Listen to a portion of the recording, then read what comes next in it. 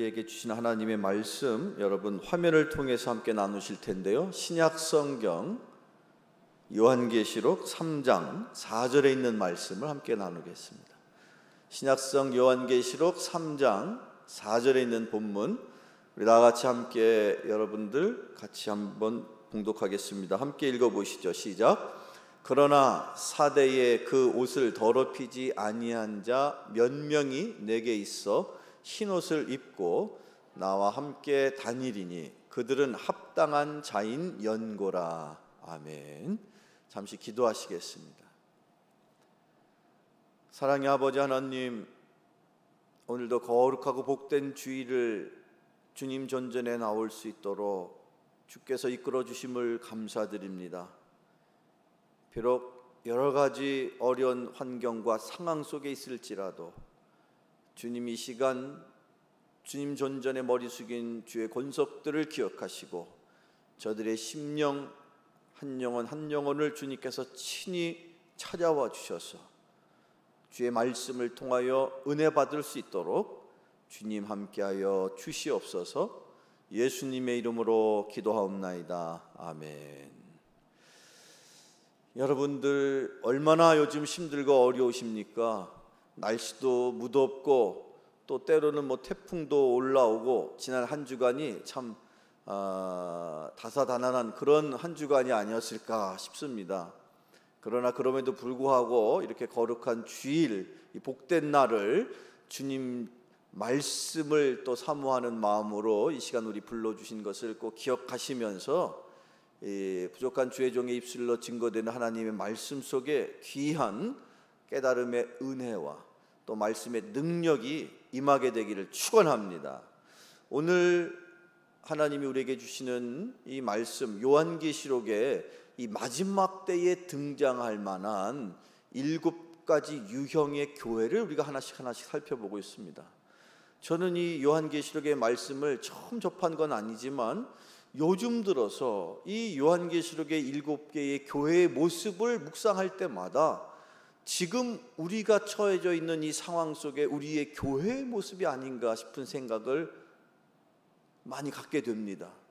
2000년 전에 기록된 말씀인데도 불구하고 지금 현재 2020년 8월 이 마지막 주를 살고 있는 저와 여러분을 향하신 하나님의 음성을 꼭 들으시고, 그래서 이 말씀을 통해서 우리가 이런 코로나로 인한 어려운 환경 속에서 어떤 마음가짐과 자세로 신앙생활하며 우리에게 허락된 우리의 인생을 참으로 복되고 가치 있게 살아가야 할지를 다시 한번 결단할 수 있는 귀한 은혜가 여러분에게 있기를 축원합니다.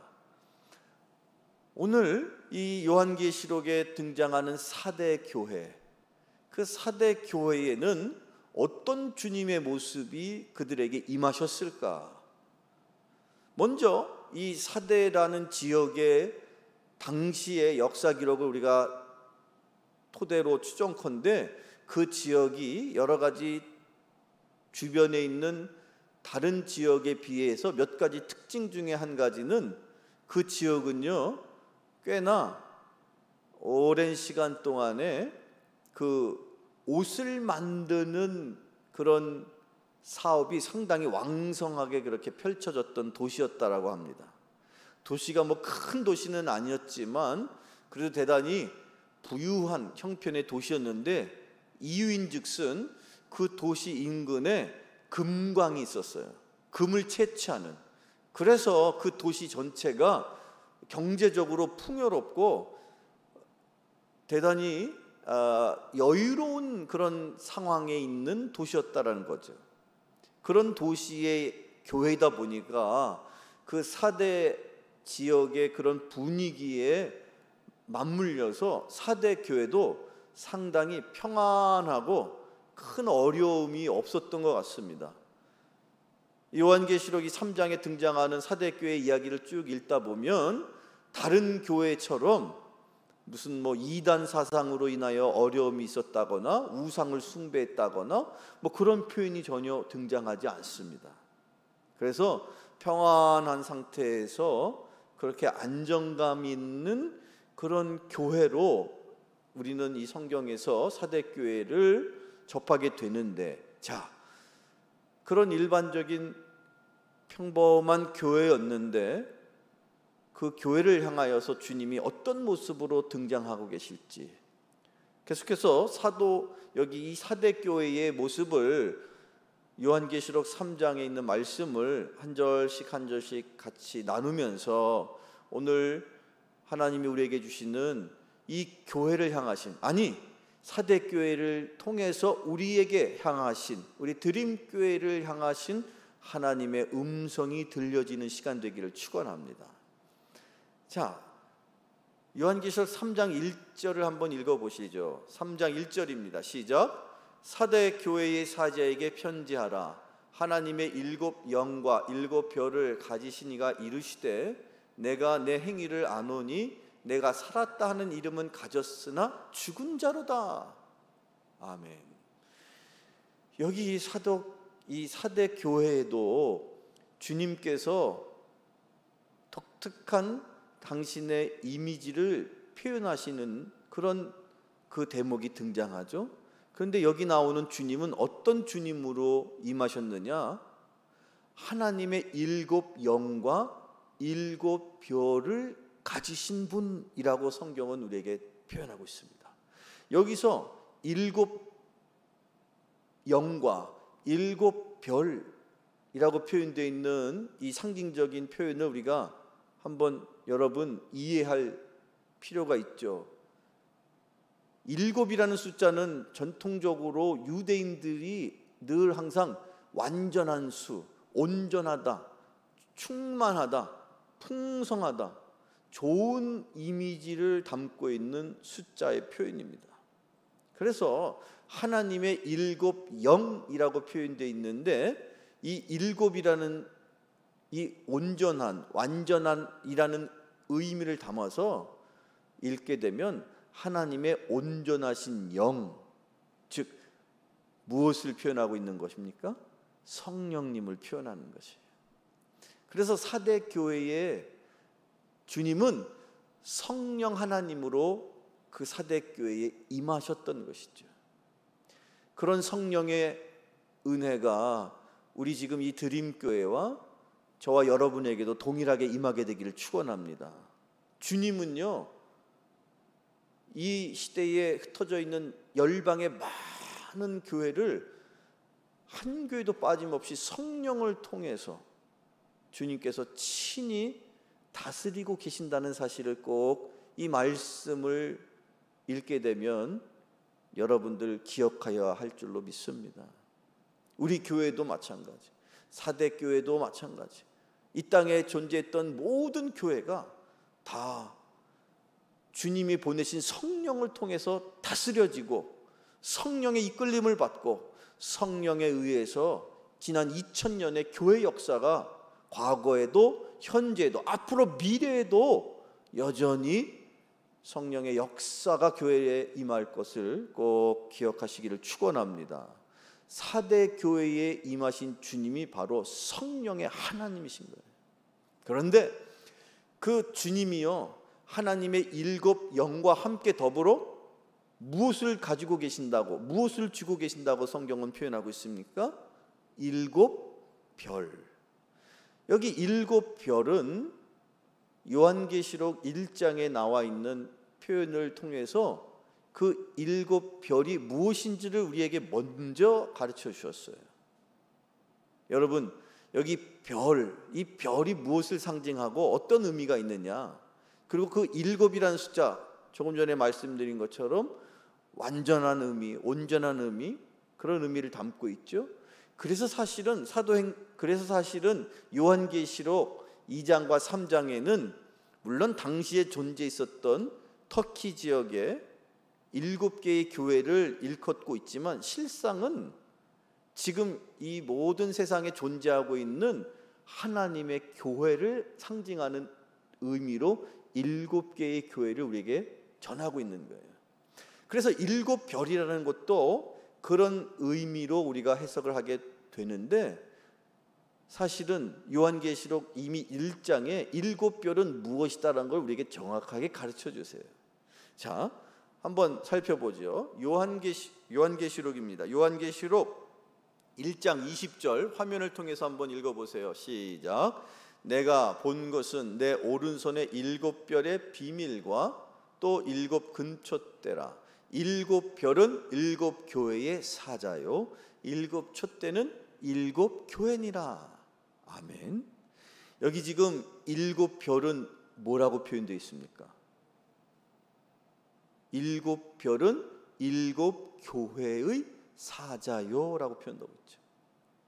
하나님의 일꾼들을 말하는 거예요. 하나님께서 특별히 그 교회를 다스리기 위해서, 그 교회를 통치하기 위해서 하나님께서 직접 기름 부어서 세우신 하나님의 일꾼, 하나님의 사자, 그 하나님의 사자를 통해서 초대교회의 사대교회뿐만 아니라 지금 이 순간에 이 땅 가운데 존재하는 모든 교회를 하나님이 이끌어 가심을 당신께서 요한계시록의 말씀을 통해서 가르치고 있다는 사실을 꼭 기억하시기를 축원합니다. 우리 교회도 여전히 마찬가지입니다. 하나님께서 기름 부어 세우신 하나님의 사자가 하나님의 종의 역할을, 저를 포함해서 여기에 이 교회를 섬기는 목회자와 또 7분의 장로님들이 바로 여기 요한계시록에 나와 있는 7별과 같은, 그래서 하나님의 손길에 붙잡혀서 하나님의 권위 아래 하나님에 의해서 성령의 이끌림 받아서 이 교회를 섬기고 계신다는 사실을 꼭 기억하는 우리 드림교회 가족 여러분 되기를 축원합니다. 이렇게 사대교회를 친히 방문하신, 임하신 그 주님은 성령의 하나님이요 또한 그 성령께서 직접 그 교회의 지도자를 통해서 교회를 통치하시는 분이신 그 하나님으로 우리에게 소개가 되고 있는데, 자, 그런 주님께서 이 사대 교회를 향하여 청천벽력 같은 말씀을 하세요. 여기 이 표현을 그대로 인용하자면 내 이름은 살았으나 사실은 어떻게 됐다고요? 실상은 죽은 자다라고. 아니, 지난 시간 속에 계속 살펴본 요한계시록의 몇몇 교회들을 향하여 주님은 항상 먼저 칭찬의 말씀을 하시거든요. 그러고 나서 본격적으로 주님이 마음에 담고 계신 그 책망의 권면의 말씀을 주시는데, 어찌된 영문인지 사대 교회를 향하여서는요 일체 단 한마디도 칭찬의 말씀이 없이 그렇게 책망의 말씀으로 그 교회를 찾아가셨다는 거예요.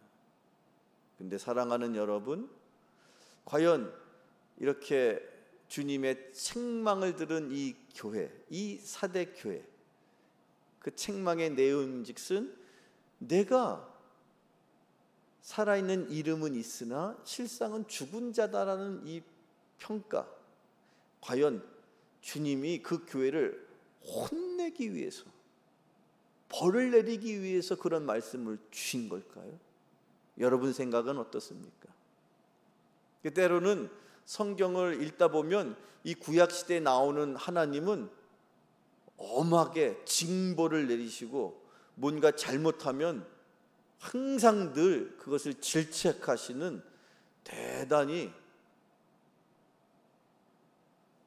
마음으로 무거운 어려운 하나님이다, 그렇게 여러분 생각하시죠? 과연 그렇습니까?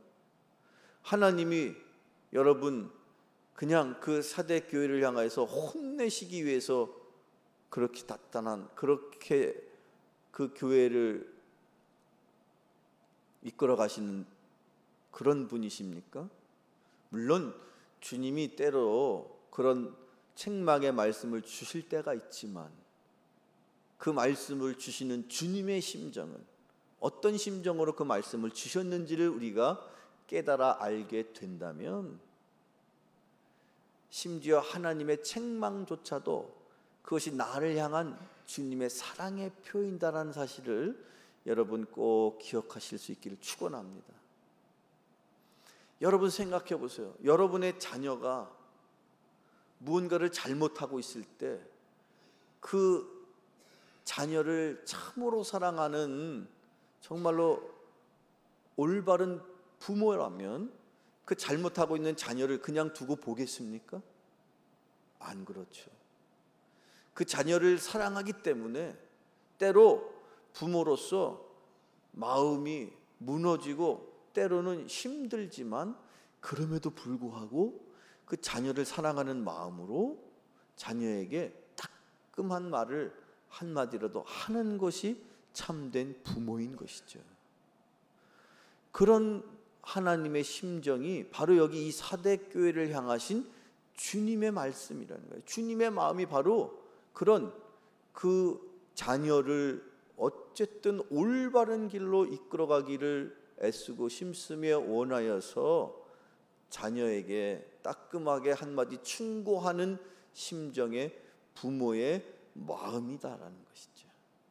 그런 마음을 여러분 기대하시면서 그런 마음을 주님이 갖고 계신다면 때로 내가 힘들고 어렵고 때로는 내가 고난 가운데 있는 것 같아도 하나님의 그 책망조차도 나를 향하신 하나님의 사랑인 것을 깨닫고 그때에 혹시라도 내가 하나님의 뜻에 어긋난 나의 삶의 모습이 혹시라도 있다면 그것을 고치고 그것을 다시 되돌이키고 다시 회복할 수 있는 여러분 되시기를 축원합니다.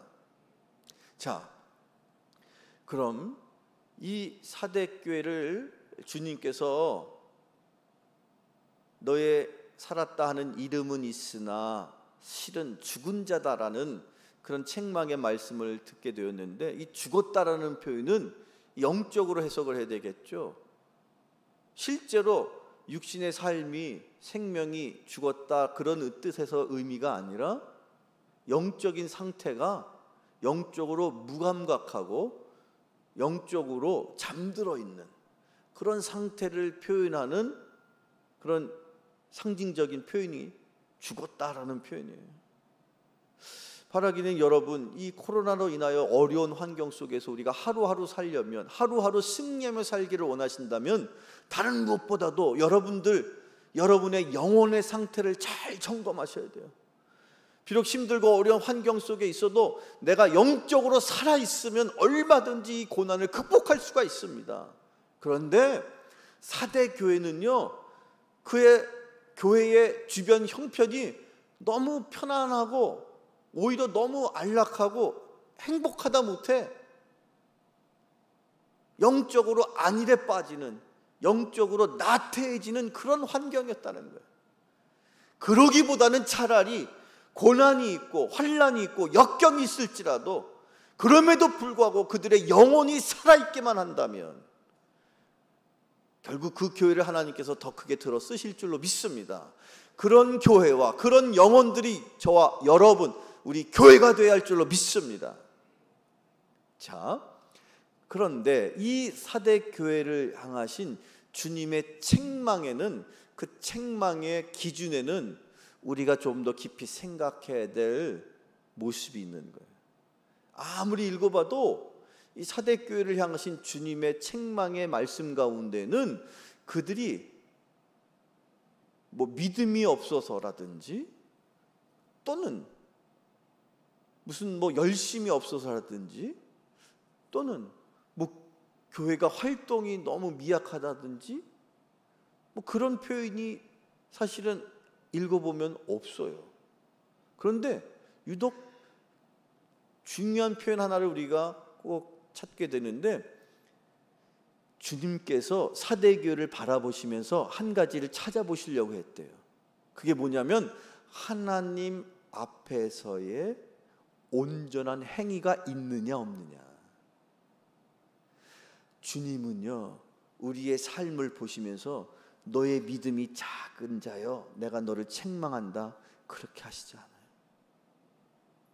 너가 신앙생활 그렇게 열심히 잘 하고 있지만 주님 보실 때에 하나님 앞에서 그 행위의 동기가 진실하고 순수하고 정직하고 성결하지 못한, 즉 경건의 모습은 있는데 경건의 능력이 없어요. 겉으로의 모습은 빠짐없이 할 것 다 해요. 기도도 하죠, 선교도 하죠, 교육도 하죠, 11조 생활도 열심히 하죠. 뭐 빠지는 거 없이 다 하고 있어요. 세상 사람들이 볼 때도 칭찬을 받을 것이요, 교회 안에서도 훌륭한 교회야, 사대교회는 이름난 교회야, 살아있는 이름이 있어, 유명한 교회야.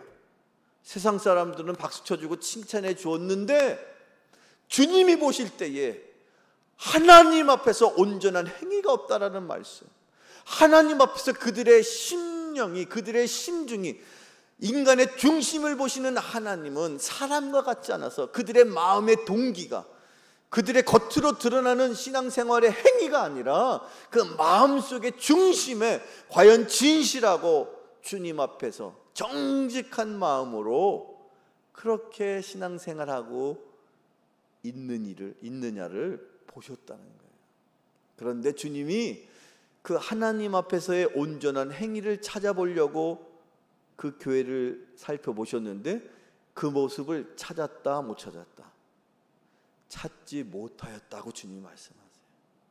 그것이 바로 사대교회를 향하신 책망의 이유였던 겁니다. 바라기는 우리 이 코로나 시대에 정말로 온전하게 신앙생활하는 것이 쉽지 않은 이 시대에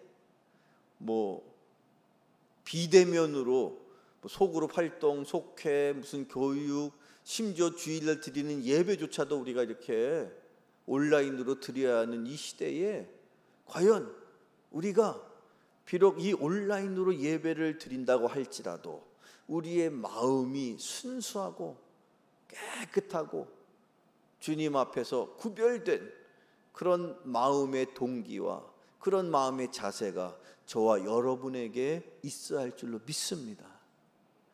이 사대교회를 안타깝게 바라보시는 그 주님이 과연 이 순간에 저와 여러분을 바라보시면서 어떤 마음을 갖고 계실지 다시 한번 이 교회 이야기를 통해서 우리의 모습을 되돌아볼 수 있는 저와 여러분의 은혜가 임하기를 축원합니다.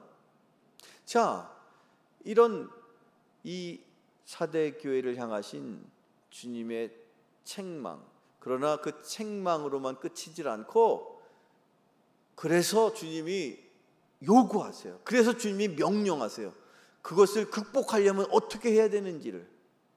그래서 사대교회를 향해서 무엇을 말씀하시느냐면 네가 복음을 어떻게 받고 또 복된 축복을 어떻게 누리고 살게 되었는지를 스스로 다시 한번 생각하고 그리고 다시 한번 고쳐서 즉 회개해라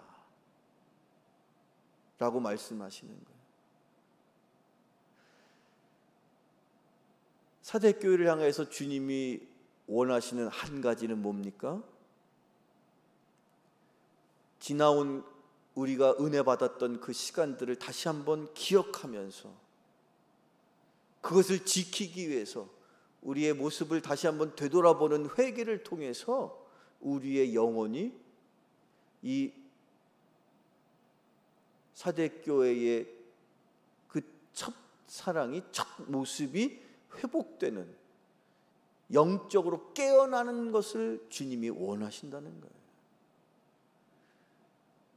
얼마든지 우리의 육신은, 겉으로 드러나는 모습은 얼마든지 활발하게 활동하고 활발하게 봉사하고 얼마든지 자신감 있게 신앙생활할 수 있는데 우리의 속사람이, 우리의 참된 내 안에 속사람이 과연 거듭나서 영적으로 깨어나서 그렇게 지금 이 교회를 그렇게 신앙생활을 하고 있느냐는 것이죠. 그래서 주님이 우리에게 원하시는 것, 생각하고 지켜 회개하라. 생각하고 지켜 회개하라. 이걸 한마디로 압축하면요, 결국에는 영적으로 깨어나 있어라. 그런 저와 여러분 되기를 축원합니다. 그런 영적으로 깨어나려면 어떻게 될까요? 예수님께서, 주님께서 사대 교회를 향하여 깨어나라라고 말씀하시기 훨씬 전에, 즉 예수님이 십자가상에서 당신의 사역을 감당하시기 전에 제자들 앞에서 마지막 때에 이렇게 저렇게 하라고 당부하신 말씀이 있어요.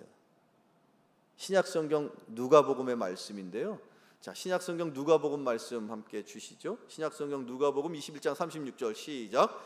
이러므로 너희는 장차 올 이 모든 일을 능히 피하고 인자 앞에 서도록 항상 기도하며 깨어 있으라 하시니라. 아멘. 항상 기도하며 깨어 있어야 할 줄로 믿습니다. 우리가 영적으로 깨어 있으려면요, 다른 방법이 없어요. 유일한 방법 한 가지를 주님이 가르쳐 주셨는데, 그 방법이 뭡니까? 여러분, 조금 전에 이 누가복음의 마지막 때에 너희들은 이렇게 살아라 하시면서 주님이 제자들에게 당부하신 그 깨어 있을 수 있는 유일한 방법 한 가지가 뭐예요? 말씀해 보세요. 뭡니까? 기도하는 거예요. 우리가 기도하는 때에 우리의 영혼이 깨어나는 거예요. 여러분, 코로나 때문에 모여서 예배를 드리는 건 어렵지만 여러분 얼마든지 여러분들이 여러분이 처한 곳에서, 그게 가정일 수도 있고요, 직장일 수도 있고요, 학교일 수도 있고요, 어디가 되든지 간에 여러분들은 얼마든지 24시간 일주일, 아니 365일 평생토록 여러분은 늘 주님 앞에 기도할 수 있습니다. 바로 지금 이 코로나 때문에 이 어려운 환경 속에서 우리가 할 수 있는 유일한 길이 뭡니까? 아니, 유일한 길이기보다 꼭 해야만 할 일이 하나 있다면 뭡니까? 기도하시는 거예요, 여러분. 우리가 코로나 때문에 새벽에 예배를 드리진 않아요. 그럼에도 저와 몇몇 장로님들이 새벽마다 나와서 기도하고 계세요. 뭐 우리 교회는 얼마든지 공간에 여유가 있지 않습니까? 얼마든지 여기저기 이렇게 충분히 사회적 안전거리를 취하면서 개인적으로 자신 스스로를 위해서, 가정을 위해서, 교회를 위해서, 더 나아가서 나라와 민족을 위해서 얼마든지 기도하실 수 있잖아요. 깨어나십시오. 그 육신의 피곤함이 있지만 우리가 그 육신의 인생을 사는 게 아니라 우리 안에 성령께서 영원한 생명을 주셨잖아요.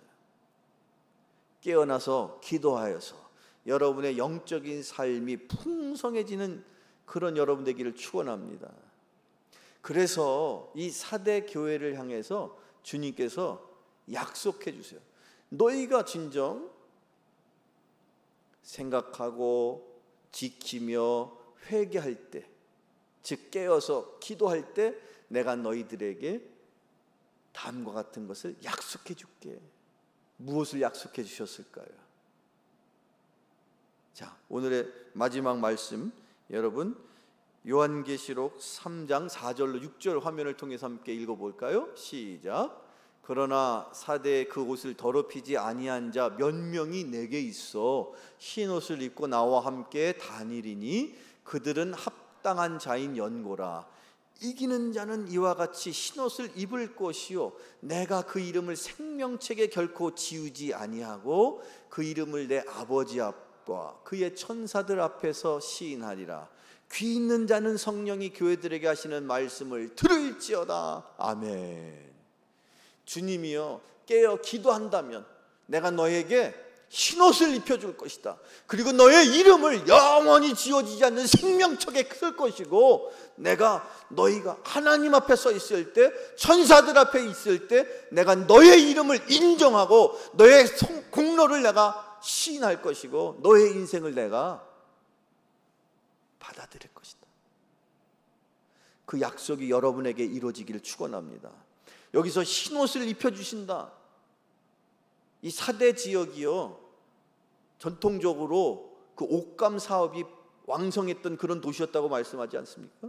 그러다 보니까 주님께서도 그래서 그랬을지 그 옷 이야기를 계속해서 사대교회를 말씀하시면서 옷을 더럽힌 자가 있는데 또 옷을 더럽히지 않은 자가 있는데, 옷을 더럽히지 않은 자가 나한테 합당한 자인데 그들은 깨어 기도하는 자들인데 그들에게 내가 새로 흰옷을 입힐 것이다. 여기서 말하는 흰옷이 무엇입니까? 그것이 바로 하나님이 우리에게 이 마지막 때의 종말의 때를 살아가는 저와 여러분을 위해서 입혀주시는 하나님의 전신갑주인 줄로 믿으시기를 축원합니다. 그 옷을 입을 때에, 흰옷을, 하나님의 전신갑주를 입을 때, 당시에는요 어떤 경기에서 우승한 사람들에게 흰옷을 입혔어요. 흰옷을 입는다는 것은 승리한 자라는 뜻이에요. 어떤 경기에서 이긴 사람이라는 뜻이에요. 여러분들 하나님 앞에 깨어 기도할 때에 하나님께서 여러분을 이긴 자로 여기시고 여러분에게 흰옷을, 하나님의 전신갑주를 입히시고 여러분의 이름을 생명책에 쓰셔서 영생의 축복을 여러분에게 주심을 믿으시고 세상에 나아가서 어느 때든지 주님을 절대로 잊지 말고 주님 앞에서 내가 힘들고 어려울 때 그럼에도 내가 주님을 바라보고 주님을 믿습니다라고 고백할 때 주님께서 네가 나를 안다라고 세상 사람 앞에서, 네가 나를 섬기는 사람이다라고 세상 사람 앞에서 나를 인정해 주었기에 내가 너를 또한 인정해 줄 것이다. 그런 하나님의 축복이 이 시간 이 예배를 통해서 하나님께서 저와 여러분에게 들려주시는 하나님의 음성인 줄로 믿으시고 흰옷 입은 자로서, 하나님의 전신갑주를 입은 자로서 세상에 나아가서 승리하며 살아가는 우리 모든 드림교회 교우 여러분 되시기를 간절히 축원합니다. 축원합니다. 기도하시겠습니다. 사랑의 아버지 하나님, 감사합니다. 연약하고 부족하오나 성령께서 친히 우리에게 찾아와 주시고 우리의 심령 가운데 자정하여 주시고 성령과 더불어 이 세상을 살기를 원합니다. 비록 이 어려운 환난 속에 있을지라도 주님의 은혜를 사모하여 주님 전에 왔사오니 저들을 축복하시고 흰옷 입은 자로서 저들의 이름이 영원히 지워지지 않는 생명책에 기록되게 하여 주시옵소서. 이 시간 주님 앞에 받은 은혜가 감사하여 주 앞에 우리의 마음을 담은 예물을 올립니다. 성령께서 먼저 기쁘게 받아주신 줄로 믿사온데 저들이 헌신하고 수고하여 애쓰며 세워나가는 이 교회가 더욱 든든히 세워져 가게 하여 주시고 이 마지막 때에, 이 환난의 때에 하나님의 사항을 더욱더 열심으로 감당하는 축복의 제단이 되게 하여 주시옵시고 저들이 살아가는 동안에 물질로 인하여서, 육적인 일로 인하여서 실족지 않도록 풍성한 은혜를 더하여 주시옵소서. 지금은 세상 끝날까지 우리를 버리지 아니하시고 함께 하시는 예수 그리스도의 은혜와 무한하신 하나님의 사랑하심과 우리를 진리 가운데로 인도하시는 성령님의 감화, 감동, 교통, 역사하심이 이제로부터 영원토록 함께 하옵시기를 간절히 축원하옵나이다. 아멘.